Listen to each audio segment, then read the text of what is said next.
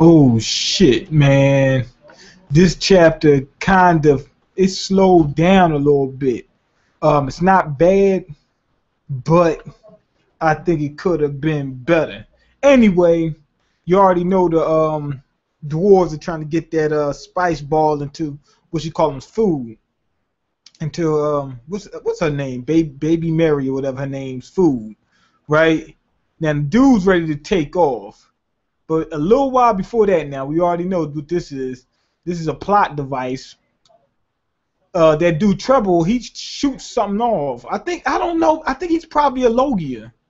Looks like he is because everything on his body is morphing. Anyway, he shoots the shit off and it hits this fly.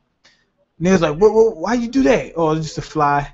Now, Robin looks at it, right? He got that thing right through the eyes, right between the of a fly. So when the dude was getting ready to take off, she stopped and she said, you ain't messing with this dude.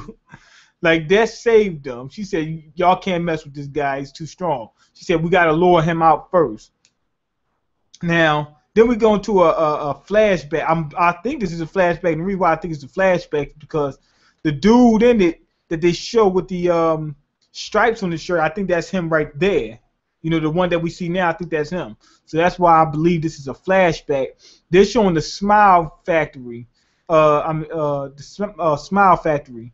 Said, if I'm not mistaken, that's saying for synthetic artificial devil fruit.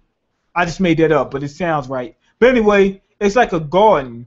Of course, it's probably an apple garden, and they got this chemical, or whatever, it's said that they're using to make these devil fruit. The devil fruits are grown on these trees and whatnot, but most of them don't turn into devil fruits. But I like the fact that they show how they make it, though, and you can see how strong these dwarves are. Like, one of them picked up this big giant canister. I mean, it was just freaking huge. So they had the dwarves in there making the smile. Then they get a whole cart together, and none of them, or at least most of them, aren't right. And the guy is just treating them like garbage. I mean, they working them like slaves. and here's a quirk. All of them just believe anything anybody tells them.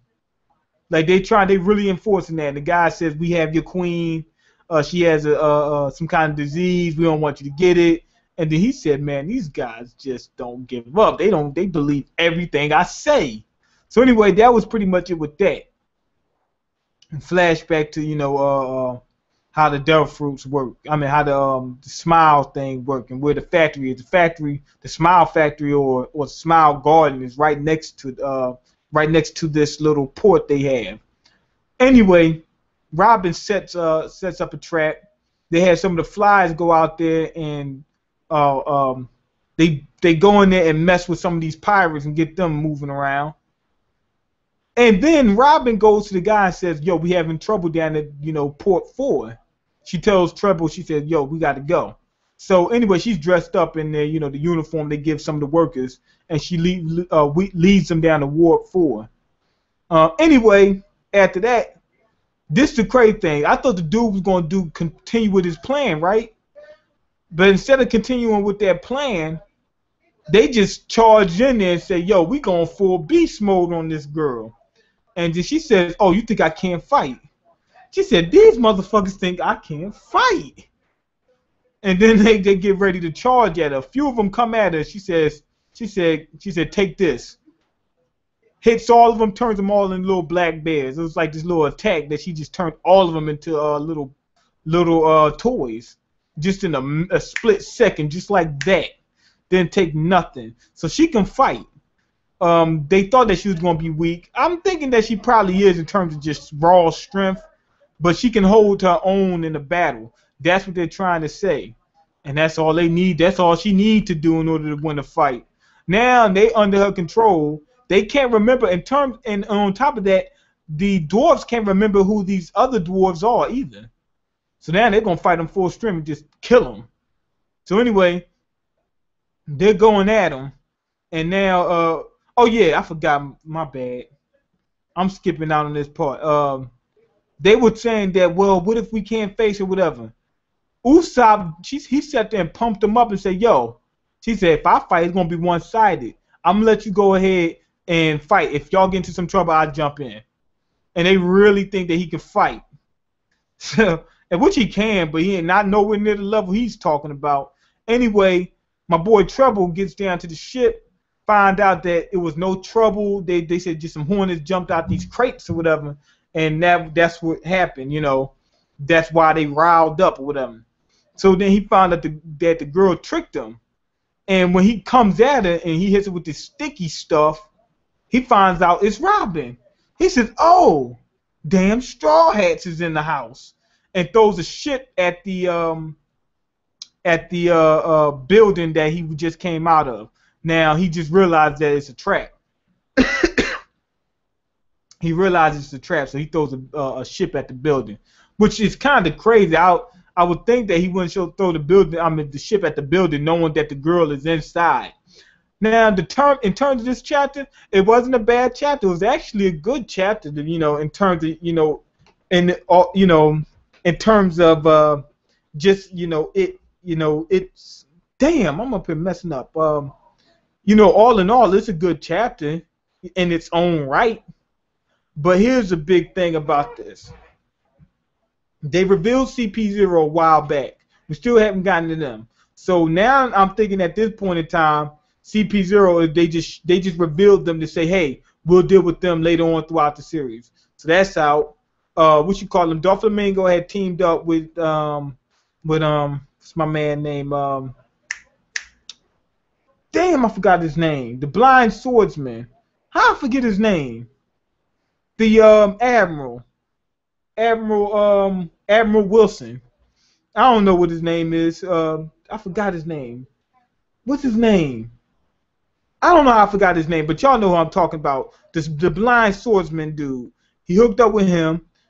Still, we don't get to see them fight together. You know, other than Law, which really wasn't much of nothing. We got Sabo going against my man Jesus Burgess. Of course, they skipped that out. Luffy and and Zoro. Luffy and Zoro fighting Pika right now. And also the thing with my boy, what's my man name? Kinemon. Remember, they didn't show him in one of the chapters.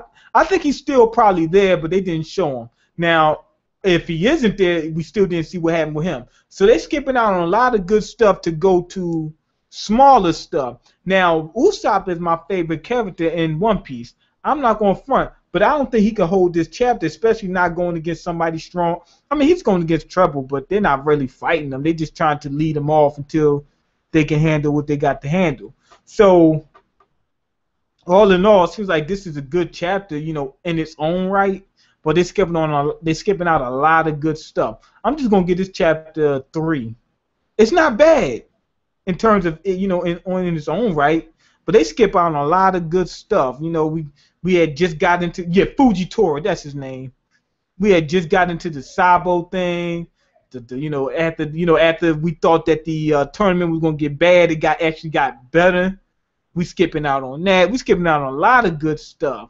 Luffy, we only seen one panel of Luffy and Zoro fighting Pika, so we skipping out on a lot of good stuff. Admiral Fujitora, yeah, I know. We skipping out on a lot of good stuff just to see Usopp and the dwarves fight against some little girls. So that's my thought on that. But I think that Usopp's going to be able to, you know, take her on and actually beat her. And plus, he's the perfect fighter for her. Why? Because he doesn't fight hand to hand. She could turn you into a toy by touching you. She's not going to be able to touch Usopp. Usopp's going to be hitting her from long range. So he's going to actually appear to be what he says he is to the dwarves, because when he jumps in, he's going to take her out.